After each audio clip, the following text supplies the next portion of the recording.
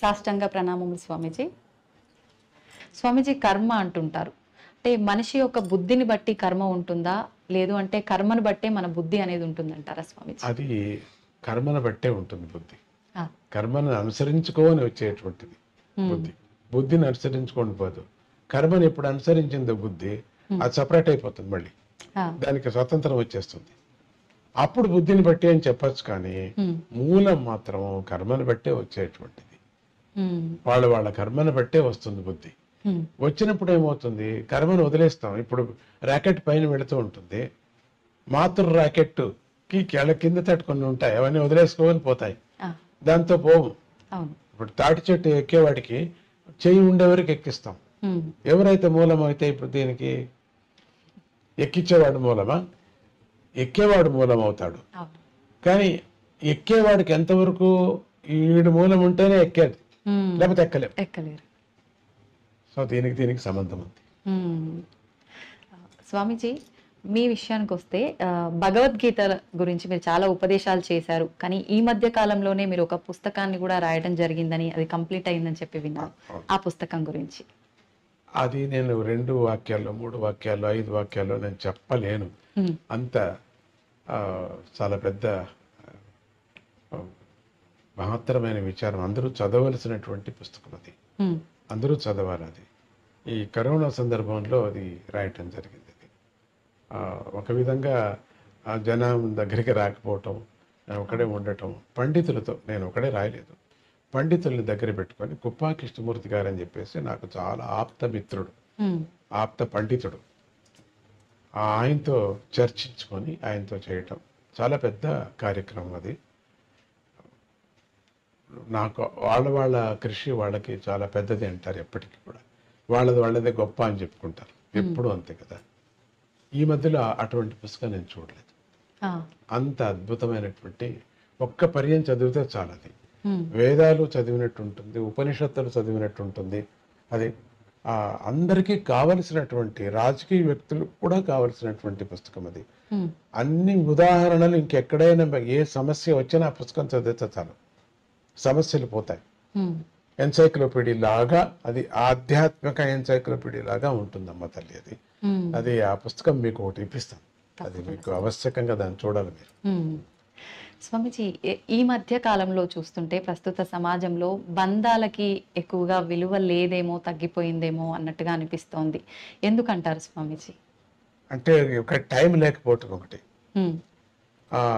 చిన్న టైంలో కొన్ని సాధించాలా అనే ఒక ఆతృత జనానికి, అంటే ఐఏఎస్ రాయకనే ఐఏఎస్ అయిపోవాలా అనేది ఒక భావన, ఆన్లైన్లోనే అయిపోవాలా అనేది ఒక భావన. ఇది మనము వెయిటింగ్ అనేది మనలో లేదు, తగ్గిపోయింది. అది తగ్గిపోవటంతో బంధాలు కూడా తగ్గిపోతున్నాయి. సమయం, ఆ సమయానికి మనం కరెక్ట్గా దానికి విలువ ఇవ్వటం లేదు. ఆ సమయానికి ఎప్పుడు అంటే జీవనానికి, మన జీవితానికి ఎప్పుడు విలువ లేదో, ఇవ్వమో, బంధాలు కూడా తగ్గిపోతున్నాయి. ఎప్పుడు జీవితానికి విలువ ఇస్తామో బంధాలు పెరుగుతాయి, బాగుంటుంది. రెండవది, బంధాలు పెరగకపోవటం కారణం ఏమిటంటే దూరంగా వెళ్ళిపోతున్నాం, చదవటం, దూరం వెళ్ళిపోవటం.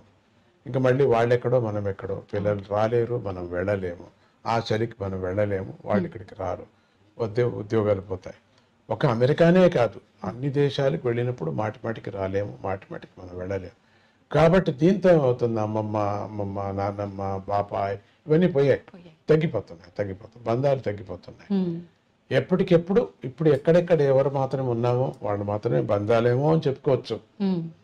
వాళ్ళందరూ స్నేహితుల్లాగా తయారైపోతున్నారు. ఎప్పుడో రావటం, మనకు అంత ప్రేమ పుట్టదు. పిల్లలు చూసినప్పుడు కూడా ముసలాళ్ళకి అంతగా పుడతావు, ఎందుకంటే దగ్గర పెరగలేదు కదా, వాళ్ళు అమ్మమ్మ దగ్గరికి పెరగలేదు. ఈ వాతావరణం చూసి చాలా ఆనందపడిపోతున్నారు, కానీ అమ్మమ్మ మీద పడటంలే. ఫెసిలిటీస్ చాలా ఆనందంగా ఉంది, అక్కడ పోతే అక్కడ ఆనందంగా ఉంది, ఇక్కడ పోతే వస్తువుల మీద ఆశ ఎక్కువ పెరిగిపోయింది, కాబట్టి బంధాలు తగ్గిపోతున్నాయి. అంటే చిన్నప్పటి నుంచే పిల్లలకి మనం ధర్మాన్ని ఆచరించడం కనుక నేర్పిస్తే అంతా మన సంస్కృతి సాంప్రదాయాల్ని మన సంపదని మనం కాపాడుకునే వాళ్ళం అవుతా ఉంటారు కదా స్వామీజీ. అందుకే కదా భగవద్గీతని పట్టుకున్నాం. ఆచరించడం అంటే ఏంటి స్వామీజీ? ఎలా ఆచరించాలి? ధర్మాన్ని ఆచరించడం అంటే ఏంటి? ఆచరించడం అంటే ఇప్పుడు స్వామీజీ ఏమి నేర్పిస్తున్నారో భగవద్గీత దాన్ని నేర్చుకుంటే ఆచరించడం లెక్క. చెప్పవలసిన పని లేదు. భగవద్గీత చదువుతున్నాం, దాని అర్థం తెలుసుకుంటే అది ఆచరించండి, ధర్మం ఆచరించే పని అయిపోతుంది. అదంతకదే బంధాలు పెరుగుతాయి. అమ్మ అంటే ఎవరు, నాన్న అంటే ఎవరు చెప్పవలసిన పనే లేదు. అందుకని ఇండైరెక్ట్ గా నేను దీన్ని పట్టుకున్నాను అంతే. నేను డైరెక్ట్ గా ఇట్లా చెప్పండి ఇట్లా చేయాలంటే ఎవరికి ఇష్టం లేదు. అవును, పోనీ చెయ్యి అంటే దాంట్లో ఉంటుంది, అది పట్టుకుంది. అంటే మీరు అన్నట్టు ఏదైనా సూటిగా చెప్తే వినరు, వేరే విధంగా చెప్పాలి. అదే దాన్ని నేను పట్టుకున్నాను. స్వామీజీ, ఈ ప్రస్తుత కాలంలో యువతలో ఆధ్యాత్మిక చింతన అనేది చాలా తక్కువగా ఉంది. లేదు, తప్పది, ఎక్కువ అయింది ఇప్పుడు. అంతే అంటారా? చాలా ఎక్కువ అయిపోయింది, ఇప్పటికి ఎక్కువ అయిపోయింది. మనకు తక్కువ అయింది అనే వాళ్ళు ఎక్కువ కనపడుతున్నారు కాబట్టి మనం అట్లా అంటున్నాం. కానీ ఇంకా డీప్ గా వెళితే మీరు డీప్ గా మీరు దాన్ని 5-6 మందిని పిల్లల్ని పెట్టి ఒక టీం లాగా తయారు చేసి మీరు రీసెర్చ్ చేస్తే యువతరానికి ఎక్కువ వచ్చేసింది ఇప్పుడు. స్వామీజీ, మన ఆలయం విషయానికి వస్తే, చింతామణి గణపతి ఆలయం విషయానికి వస్తే మనకు ఎక్కడ కూడా ఇటువంటి ఆలయం అనేది ఉన్నట్టుగా మేమైతే వినలేదు స్వామీజీ. మీకెందుకు తెలుగు రాష్ట్రాల్లో స్వామివారిని ఇక్కడ ప్రతిష్ఠించాలని అనిపించింది? హిమాలయాల్లో నేను చూసినటువంటి స్వామిని దర్శనం చేశాను. అది దగ్గర వెళ్ళి హిమాలయానికి వెళ్ళినప్పుడు నేను కింద ఉంటుంది అది. అక్కడికి వెళ్ళినప్పుడు జమ్మూ కాశ్మీర్ దగ్గర ఉంది. వెళ్ళినప్పుడు స్వామిని చూసినప్పుడు అంతే అనుకున్నా. అప్పుడు ఎందుకు ఇక్కడికి రావాల్సి వచ్చింది, ఆ గణపతి ఇక్కడ కనపడ్డాడు మానసికంగా. అందుకని అక్కడ ఆ చింతామణి చింతలు తీరుస్తాయి, ఆశలు తీరుస్తాయి. వెళ్ళి దాన్ని ఏం చేశారు, చింతామణి పేరు పెట్టుకున్నారు. కానీ ఆ కాశీలో అప్పుడు అనిపించింది స్వామికి, ఇది మనం తెలుగు రాష్ట్రాల్లో మనం ఇక్కడ పెడితే బాగుంటుంది, ఇక్కడ ప్రతిష్ట చేస్తే బాగుంటుంది అనుకున్నాను అంతే. దానికి కావలసిన శిల్పం అది అంతా నేను అనుకోలేదు. ఒక బండరాయిని ఒక శిల్పి దగ్గర చూస్తే స్వామి గణపతి లాగా కనపడుతుంది, అయితే చెయ్యి, దాన్నే చెయ్యి. అంతా వాడి యొక్క కృపతో ఈ గణపతిని ఇక్కడ రావటం, మనసులో మూడటం, వీళ్ళందరికీ కూడా మంచిది కలగాలనే దృష్టితో తెలుగు రాష్ట్రంలోనే పెట్టాలని తానే చెప్పాడు. గణపతినే నా మనస్సులో ప్రేరేపణ చేశాడు, తీసుకొచ్చి పెట్టాడు. 32 గణపతుల విశిష్టత స్వామిజీ. ముద్దుగల గణపతిలో 32 గణపతుల యొక్క మహిమను చెప్పుకొని పెడతారు. ఒక్కొక్క గణపతిని ఉపాసం, మనమంతా కోరికలు వాళ్ళం కదా, మనుషులందరూ కోరికలు వాళ్ళే. ఒక్కొక్క 32 కోరికలు తప్పితే ఇంకేం లేవు. తిరగవేస్తే ఇచ్చినా కూడా అన్నీ ఉన్నాయి. లెక్క వేసేస్తే ఎవరెవరికి ఏ దురాశ కానీ, ఎంత ఆశ కానీ, మంచి ఆశ కానీ, చెడు ఆశ కానీ అన్నీ ఒక పట్టీలాగా రాస్తే అయ్యే 32 మా గ్రూపులు అవుతాయి అంతే. 32 గ్రూపులు అవుతాయి. ఆ 32 గ్రూపులకు కూడా ఆ ఆశ తీరేటట్టుగా ఆ స్వామిని ముద్గల పురాణంలో తానే ఆ 32 వేషాలతో వచ్చి కాశీరాజుని భ్రమించి, కాశీరాజు తన యొక్క రాజ్యంలో తాను ఉండిపోతాడు, శివుడి యొక్క రాజ్యంలో తాను ఉండిపోతాడు, వరం ఇస్తాడు ఉండు అని. కానీ శివుడికి మాత్రం అక్కడ ఉండాలనిపిస్తుంది. దివోదాస్ అని ఆయన పేరు. ఆ దివోదాసుకు ఉండాలనిపిస్తుంది. ఆ దివోదాసు ఉండిపోతాడు అక్కడ, కాశీ వదలడు. శివుడికి మాత్రం కాశీ రావాలి, ఎందుకు కాశీ మోక్ష ప్రధానమైనటువంటి అన్ని ప్రళయం వచ్చినా కూడా త్రిశూలంలో పట్టుకుంటాడు. అటువంటి క్షేత్రాన్ని బోళాశంకరుడు కదా ఆత్మలింగాన్ని రావణుకి ఇచ్చేశాడు, తన రాజ్యాన్ని కూడా ఇచ్చాడు, తన ప్లేస్ అది ఇచ్చేశాడు. అప్పుడు మళ్ళీ అనిపించింది రావాలని. ఆ దివోదాసుని దూరం చేయటానికి ఈ గణపతి నేను చేస్తాను నాన్న అని చెప్పి 32 వేషాలతో అక్కడున్న తమో గుణంతో ఉండినటువంటి జనం, వాళ్ళందరూ సత్వగుణం అయితే వదిలేసేవాడు, తమో గుణంతో అహంకారం వచ్చేసింది వాళ్ళకు. వాళ్ళందరినీ తొలగించటానికి, వాళ్ళకు ఉండినటువంటి ఆశలు తీరుస్తానని యంత్ర మంత్ర ధూపాలతో, ఈ అవతారాలతో వాళ్ళందరికీ చంచలం పట్టించి వాళ్ళకి నిజమైనటువంటి మార్గాన్ని తప్పించేసి దివోదాసు కొనాకు వెళ్ళిపోతా, నాకు వద్దు ఇదేని. అప్పుడు శివుడు వస్తాడు అక్కడికి. ఇది కథ అది. అందుకని 32 గణపతుల అవతారము వినాయకుడు చేసినటువంటి అవతారం. స్వామీజీ, మానవుల విషయానికి వస్తే కోరికలు సహజమే మీరు అన్నట్టుగా, కానీ పుట్టుక చావు అనేది కూడా అది సహజము, ఎవరికైనా తప్పదు అన్న విషయం తెలుసు, అది వాస్తవం. కానీ చావు అనగానే భయపడిపోతూ ఉంటారు. దీని గురించి ఏం చెప్తారు స్వామీజీ? ఎందుకంటే ఈ బంధం ఎక్కువ, దీని మీద ఆశ కదా, అందుకని ఈ ఆశను వదిలేసిపోతామే అని ఒక భయం, ఒక భయం. అందుకని ఈ సోఫా వదిలేసిపోతున్నాం, ఈ టీవీ వదిలేసిపోతున్నాం, ఈ గడియారం వదిలేసిపోతున్నాం, ఈ ఫోన్ వదిలేసిపోతున్నాం అని ఒక బెంగ, ఇవన్నీ వదిలేసిపోతాం. అందుకని భయం, చావు అంటే భయం. రెండోది, చచ్చేవాడిని అడిగితే బాగుంటుంది, కానీ వాడు వచ్చి చెప్పడు కదా, వచ్చేంత యముడు కనపడతారు, వాడుకు దూతలు కనపడతారు, అందుకని భయం. చనిపోవడానికి స్వామీజీ ఆ క్షణంలో కనపడతారు కాబట్టి భయం. ప్రాణ ప్రయాణ భవభీతి సమాకులస్య దీనస్య కృపయా తవ ఆగతస్య. అది అప్పుడు ప్రయాణం అయ్యేటప్పుడు, ప్రాణ ప్రయాణం అయ్యేటప్పుడు భీతి ఎక్కువ ఉంటుంది.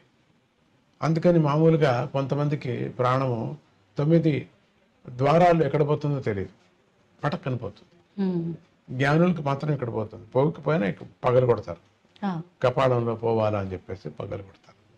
కాబట్టి అప్పుడు అందరికీ కూడా ఈ ప్రపంచం మీద ఎక్కువ ఆశ ఉంది కాబట్టి దీన్ని వదలకోకుండా, బంధువుల మీద ఆశ ఉండదు, థింగ్స్ మీద, డబ్బు మీద ఫస్ట్, బంధువుల మీద 1% ఆర్ 2% అంతే.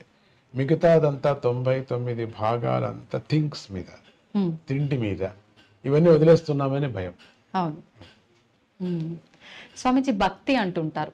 నిజంగా భగవంతుడి విషయంలో చూపించే భక్తి ఏ రకంగా ఉండాలి స్వామీజీ? భక్తి అంటే సమర్పణ భావం. రెండవ, థాట్స్ లేనటువంటిది, నమ్మకం. ఇప్పుడు బస్సు నడుపుతున్నాడు, ఏ నమ్మకం మీద మీరు కూర్చున్నారు? పడవ నడుపుతున్నారు, ఏ నమ్మకం మీద మీరు కూర్చున్నారు? నమ్మకం. యాక్సిడెంట్ చేయొచ్చు, వేరే విచారంగా, అది వేరే. అంత నమ్మకము నీకు. ఒక డ్రైవర్ మీద 45 మంది ప్రాణం ఎట్లా నమ్ముకున్నారో అన్నీ పోతాయి. ఇప్పుడు యాక్సిడెంట్ ఏం కాదు కదా, ఏదో సందర్భానుసారంగా ఎట్లా నమ్ముకున్నామో ఆ నమ్మకమే భక్తి. అటువంటి భక్తిని పరమాత్మ మీద పెట్టాలి. ఎవరు తెలియనటువంటి, ముక్కు ముసలి తెలియనటువంటి వాడికి 40 రూపాయలు ఇచ్చి చార్జ్ తీసుకుని వాడిని నమ్ముకొని కూర్చుంటావే, భగవంతుడి మీద ఎందుకు నమ్మకూడదు ఉంటుంది. ఇది పెద్ద ప్రయాణం మంది. బస్సు ప్రయాణం 2 గంటలు, 4 గంటలు, 5 గంటలు. ఈ మన ప్రయాణం, మనిషి ప్రయాణం జీవమాన పర్యంతరము. మనం నడిపేటువంటి డ్రైవర్ ఎవరు? భగవంతుడు. వాడిని నమ్మటమే భక్తి. స్వామీజీ, మనం ఒక మానవ జన్మ తీసుకున్నాము అని అంటే అసలు ఈ బంధాలు, బంధుత్వాలు, కోరికలు వీటిలోనే కొట్టుమిట్టాడుతున్నాం. నిజంగా ఇవన్నీ లేకుండా మోక్షం పొందడం, భగవంతుడిలో ఐక్యం అవడం కోసమే మానవ జన్మ తీసుకున్నాం అంటారు. ఏంటి స్వామీజీ అది నిజమైన? ఇది అనుభవించాలి. ఎందుకంటే ముందుగానే ప్రశ్న అడిగారు, బుద్ధికా కర్మ, కర్మకా బుద్ధి. ఆ కర్మ ఉంది కదా, పోదు కదా. అందుకని దీన్ని అనుభవించటానికే మనం పుట్టాం. కర్మ బంధనం అనుభవించటానికి పుట్టాం. ఈ కోరిక, అందుకని ఈ కోరికలు ఒకదానికోటి పేర్కొని పోతున్నాయి కానీ వదిలించుకోవటం లేదు. అందుకని అన్ని కోరికలు వదిలేసి నువ్వు పరమాత్మ స్మరణ చేయ పెద్దలు చెప్పడం కారణం అదే. ప్రతినిత్యం ఒక కోరిక, ప్రతినిత్యం ఒక కోరిక, కొత్త కొత్త కోరిక. పాతవి మర్చిపోతున్నాం, కొత్తది కోరుతున్నాం. కానీ భగవంతుడు అట్లా కాదు, పాతది కూడా నెరవేరుస్తాడు. పాతది నెరవేర్చే పాతది నెరవేర్చాలని మళ్ళీ జన్మని ఎత్తాలి కదా. భగవంతుడు మాట అబద్ధం కాకూడదు కదా. నువ్వు అడిగావు కదా 3 రోజుల కిందట, కానీ చాలా కోర్టులో హీరింగ్ ఉంది, చాలా రోజులు అవుతాయి పట్టింది, ఇప్పుడు తీర్మానం అయింది, ఇప్పుడు నువ్వు అనుభవించు, నువ్వు లేవే, ఎత్తు జన్మ, నెక్స్ట్ అనుభవించు. అందుకని కోరికలే కోరకూడదు అనటం కారణం ఇదే. ఎత్తటం, జన్మ ఎత్తటం. ఎలా సాధ్యపడుతుంది స్వామీజీ కోరికలు లేని స్థితి రావటం అనేది? అందుకనే కదా, స్థితి పడదు కాబట్టి మళ్ళీ జన్మలు ఎత్తుతూ ఉన్నాం. ఆ స్థితి రాదు. స్థితి రావాలంటే బలంగా మనం సద్గురువు నమ్ముకోవాలా, చెప్పినట్టు వినాలా. 10 కోరికలు ఒక కోరికైనా తీరని 9 కొట్టేస్తూ రావాలా అంతే. ఆ స్థితి రావటం అంటే మోక్షం పొందడమేనా స్వామీజీ? లేదు లేదు, మోక్షం ఆనందాన్ని పొందటం. ఆనందాన్ని. మోక్షం అంటే ఆనందం కదా, ఆనందాన్ని పొందటం. ఉమ్, మీరు అది కావాలి ఇది కావాలంటే అయ్యలేదు. ఆ, కోరికలు తీరాలా, హ్యాపీగానే ఉండాలా, ఉమ్, అక్కడ కూడా హ్యాపీగా ఉండాలంటే వీలు లేదు. ఉమ్, మనం చేసింది అక్కడ ఉంటుంది. ఉమ్. అంటే మనం ఒక మనిషిగా ఉండి ఈ కోరికలు తీర్చుకుంటూ మళ్ళీ జన్మ రాకుండా ఉండాలి అని అంటే ఒక వ్యక్తి చేయాల్సిన కార్యం ఏంటి? అదే అది గురువుని ఆశ్రయించాలా, ఉమ్, గురువు చెప్పినట్టు వేదాంత వాక్యాన్ని వినాలా, ప్రాక్టీస్ చేయాలి. ఉమ్, గృహస్థుడిగా ఏం చేయాలో ఆ ధర్మాన్ని చేయాలి. అంత మాత్రమే పాపం అది, అంత మాత్రం దాంట్లో కూడా పాపం ఉంది, అంత మాత్రమే పాప పుణ్యాలు. ఉమ్, అంత మాత్రంతోనే తృప్తిగా ఉండాలా. అది జీవనంతో శాంతిగా సమదృష్టితో ఉండాలా. ఊహపోహలు ఉండకూడదు. ఊహపోహలు ఒకరోజు నిజమైపోతాయి. ఆ, అందుకని ఊహపోహలు కూడా ఉండకూడదు. అట్లా ఉంటే బాగుండు, ఒకరోజు అయిపోతావు. ఓ, ఊహలు కూడా లేదు. పరమాత్మనే భజిస్తూ ఉండాలి. అదే ఊహ. భగవంతునిలో చేరాలి. అది మంచి మంచి కథలు, మంచి మంచి విచారాలు వింటూ ఉంటే దాంట్లో విహరిస్తూ ఉంటాయి. రేపు పొద్దున్న నీకు అదే కళ కనపడుతూ ఉంటుంది. ఉమ్, మీరు పరీక్ష చేసి చూడండి మరి కావాలంటే. అదే ఊహల్లో ఉంటే ఇదే కనపడుతుంది మనకు. మళ్ళీ అదే కావాలి, మనకు అదే కావాలి, ఇట్లే ఉండాలి, అట్లే ఉండాలి అనిపిస్తుంది. ఈ ప్రపంచంలోనే ఉంటూ మోక్షం కావాలంటే ఎట్లా అవుతుంది? ఇంపాసిబుల్. ఉమ్. అంటే ఖచ్చితంగా మనం జన్మ తీసుకుంటూనే ఉంటాం కానీ అదైతే సాధ్యపడదు ఎందుకంటే ఇంకా. కోరికలు కోరుతున్నాం కాబట్టి. అవును. ఉమ్, కోరికలు లేకుండా ఉండాలి మనం. ఆ. అప్పుడు జన్మ తగ్గుతుంది. ఉమ్, ఒకే రోజు తగ్గదు. ఒకటొకటిగా పోతూ తగ్గిపోతుంది. ఉమ్. స్వామీజీ, మనం చేసే కర్మను బట్టే మనకు జీవితం ఉంటుంది కదా మీరు అన్నట్టుగానే. ఇప్పుడు కానీ కొంతమంది చెప్తూ ఉంటారు స్వర్గం నరకం ఉంటుంది, మనం ఖచ్చితంగా దానికి సంబంధించి ఆ మూల్యాన్ని చెల్లించుకోవాల్సి ఉంటుంది అని చెప్పి. నిజంగా అవన్నీ నమ్మొచ్చు అంటారా? ఖండిత. ఇప్పుడు ఎందుకు నమ్ముతారైతే? ఇది కోర్టు కచేరీ ఉంది కదా ఇప్పుడు. ఎందుకు నమ్మాలి మనం? ఎవరు చేశారు ఇది? మనవాళ్ళు చేశారు కదా. ఎవరు మీరు? మనుషులే కదా. ఉమ్, ఎవరు సంవిధానం చేసుకున్నారు? మనుషులే కదా. ఉమ్, ఎవరు ఈ తీర్మానం చేశారు మంచిది చెడ్డదని? Hmm. మనుషులే కదా. అట్లానే మంచిది చెడ్డది చేసిన వాళ్ళు ఆ దేవతలు మనకు చేశారు కాబట్టి ఇక్కడ నువ్వు తప్పించుకోవచ్చు, చాలా కష్టపడి తప్పించుకోవచ్చు. ఉమ్, ఈరోజు ఏదేదో అందరిని చంపిన వాళ్ళంతా హాయిగా తిరుగుతున్నారు, తప్పించుకున్నట్టే కదా లెక్క వాళ్ళు. అయితే పరమాత్ముడి దృష్టిలో తప్పించుకోరు వాళ్ళు. వాళ్ళు అక్కడ ఉంది, అక్కడ అనుభవించక తప్పదు. ఉమ్. స్వామీజీ, భగవంతుడికి సేవ చేయడంతో సమానమైనది మానవ సేవే అని అంటుంటారు. నిజంగా మానవుడికి సేవ చేసుకుంటే భగవంతుడికి సేవ ఖండిత. ఒకటి చేసినట్టే. నొప్పి పడిన వాటికి డీడీ పర్సన్కి అన్నం పెట్టడం మంచిదే కదా. ఒక కుక్కకి అన్నం పెట్టడం కూడా మంచిదే కదా. ఉమ్, అది అన్ని దాళ్లలోనూ పరమాత్మని చూడు అనే భావన ఎవరికి వచ్చిందో వాళ్ళు మానవ సేవ చేస్తున్నారు. భగవంతుని కూడా అట్లే చూస్తున్నారు. వాళ్ళు మానవుల్లాగానే చూడటం లేదు. ఉమ్, మానవుల్లో ఉండిన బాధ చూస్తున్నారు, ఉమ్, మానవుల్లో ఉండిన ఆకలి చూస్తున్నారు. దానికి మనం సేవ చేస్తున్నాం. కాబట్టి పరమాత్ముడిని అన్ని జీవుల్లోనూ ప్రత్యక్షంగా అనుభవించి భోంచేసేవాడు. అబ్బా ఎంత బాగుంది, మనం ఏమిచ్చినా చాలు, ఉమ్. అనుభవిస్తున్నాడు. కాబట్టి పరమాత్ముడిని మానవుల్లోనే చూసుకో, మాధవ సేవ అన్నారు. ఉమ్. స్వామీజీ, మీ గురించి చెప్పాలి అంటే భక్తుల మాటల్లో మేము చాలా వరకు చాలా గొప్పగా విన్నాం. నిజంగా ఇప్పుడు ఈ తరం వాళ్ళు ఒక 30-40 సంవత్సరాలు పైబడినాయంటేనే వారి నిత్య జీవితంలో చేసుకోవాల్సిన విధానాలు, ఆ పనులే సరిగ్గా చేసుకోలేకపోతూ ఉంటారు, ఇబ్బంది పడుతుంటారు. కానీ మీరు ఇప్పుడు చేసే ఈ పుణ్యకార్యాలు ఏదైతే ఉన్నాయో మేమందరం కూడా నిజంగా చాలా నేర్చుకోవాల్సిన విషయాలు. నిజంగా ఇదంతా ఎలా సాధ్యపడుతుంది స్వామీజీ? అది అమృతం, నీకు అమృతం ఎట్లా వచ్చింది అన్నట్టుగా ఉంది మీ మాట. వచ్చింది. నాకు ఎట్లా సాధ్యపడిందంటే నేను వచ్చాను ఎట్లా వేసుకోవటం, ఏమయ్యా ఎట్లా వచ్చింది, వచ్చింది, అట్లా వచ్చేసింది. అంటే మీరు అది ఎలా వచ్చిందో సెలవిస్తే మాలాంటి వాళ్ళకు ఉపయోగపడుతుంది కదా స్వామీజీ. అయ్యా తీపు చెప్పు, తీపుని గురించి చెప్పు. ఓ చంద్రుడు నీ శాంతిని గురించి చెప్పు. ఏ గంగా నీ పాపం వెళ్ళేది ఎట్లా చెప్పు. ఓ చల్లదనాన్ని గురించి కొంచెం ఎక్స్ప్లెయిన్ చేయలేము. అనుభవించు. 10 మందిని అనుభవిస్తున్నారు కదా, అదే నా అవతారం, అదే నా యొక్క వాళ్ళకి నేను ఇచ్చేటువంటిది. వాళ్ళు నా మీద ఆశపడుతున్నారు అంతగా.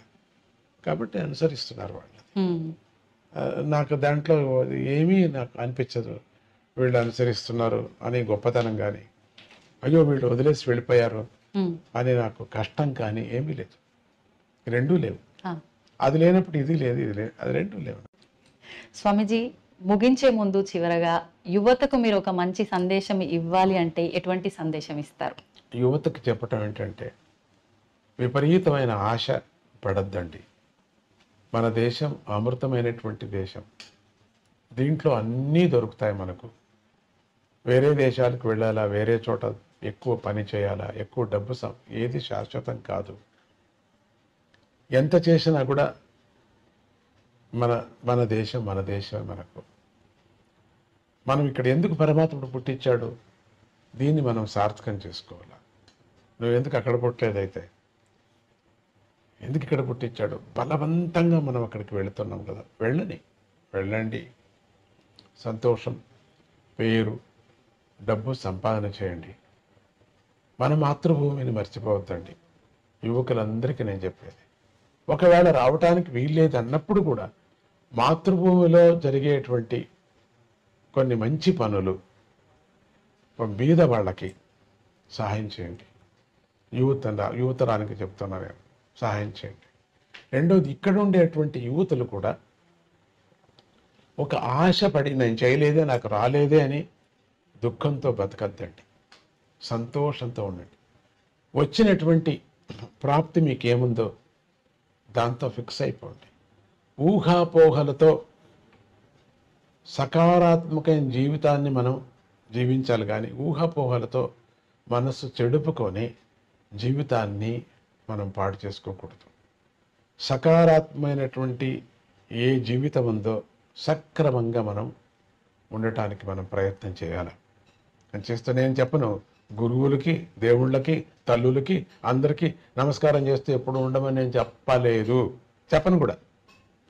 మీకు అదంతకదే వస్తుంది. ఎప్పుడు దేశం మీద ప్రేమ వస్తుందో, మన వాల్యూస్ మీద ఎప్పుడు ప్రేమ వస్తుందో, వీళ్ళ మీద అంతా ఆటోమేటిక్గా వస్తుంది. దీని మీద నేను ప్రైవేట్గా నేను చెప్పాల్సిన పని లేదు మీకు. కాబట్టి ఎవరెవరి నమ్మకం వాళ్ళకి, ఎవరెవరి రుచి వాళ్ళకి. ఒక్కొక్కరికి ఒక్కొక్క రుచిగా ఉంటుంది. ఒకరికి కాఫీ రుచి, ఒకరికి టీ రుచి, ఒకరికి ఏమి వద్దు, మంచిది. ఉడుకు నీళ్ళే రుచి కొంతమందికి. అందుకని ఆ రుచుల ప్రకారంగా బుద్ధి ప్రకారంగా కర్మ, ఇట్లా అనండి. అది పెద్ద సబ్జెక్ట్, వదిలేండి మీకు. అట్లా చెప్తూ, మన దేశంలో లేనిది మాణిక్యం ప్రపంచంలో ఎందుకు వచ్చారు? బయట దేశం వాళ్ళందరూ మన దేశానికి జరబడ్డారు. ఒకరు తప్పితే ఒకరు జరబడ్డారు, అన్నీ ఎత్తుకుపోయారు. ఇంకా ఉన్నాయి వనరులు, మనకి ఇంకా ఉన్నాయి. దాంతో మనం చక్కబెట్టుకుందాం. దాన్ని మనం అనుభవించటానికి ఏం కావాలో మనం చూసుకో. ప్రేమ ఎక్కడా దొరకదు. అమ్మమ్మ, నాన్నమ్మ వెళ్ళి చూడడానికి బయట దేశంలో లేదు. అమ్మమ్మ లేదు, నాన్నమ్మ లేదు. అందరూ ఓల్డేజ్ హోములకు చేరిపోయి ఉంటారు. ఏది ఇప్పుడు అమ్మమ్మ అని వెళ్ళి కౌగిలించుకుంటాం. ఏది వాళ్ళకి అమ్మమ్మ లేదు, ఏమీ లేదు. ఎంత అనుబంధాలు ఉన్నాయి ఇక్కడ, ఎంత ప్రేమ ఉంది ఇక్కడ. మరి ఎంత మంచి పంట పండుతుంది మనకు, ఎన్ని అభిమానాలు ఉన్నాయి మనకు. ఒకరికొకరు స్నేహ హస్తం సహాయం చేయాలనేది ఉంది మనకు.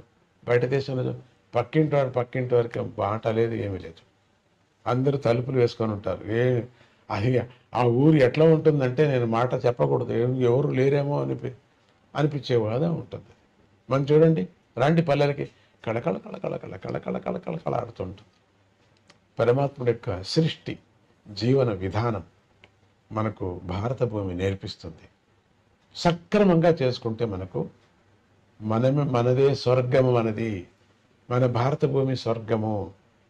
డిప్రెషన్లో వెళ్ళొద్దండి, డిసప్పాయింట్ కావద్దండి, కడుపు మంట వద్దు మనకు. వాళ్ళు తెచ్చుకున్నాం అంతే అనుకుంటూ తృప్తి జీవితాన్ని గడుపుతూ మీకు, మీ ఇంటికి, మీ చుట్టుముట్టు వాళ్ళకు, మీ యొక్క మిమ్మల్ని ఏలుతున్నటువంటి ప్రజాప్రతినిధులకు, ప్రజలకు అందరికీ మీరు సహాయం చేయండి. జై గురుదత్త, శ్రీ గురుదత్త. చాలా సంతోషం స్వామీజీ. మిమ్మల్ని చూస్తేనే చాలా అనుకున్నాను, కానీ మీ ముందు కూర్చొని ఇంతసేపు మీతో మాట్లాడడం అనేది నిజంగా నేను ఏ జన్మలోనో చేసుకున్న అదృష్టం.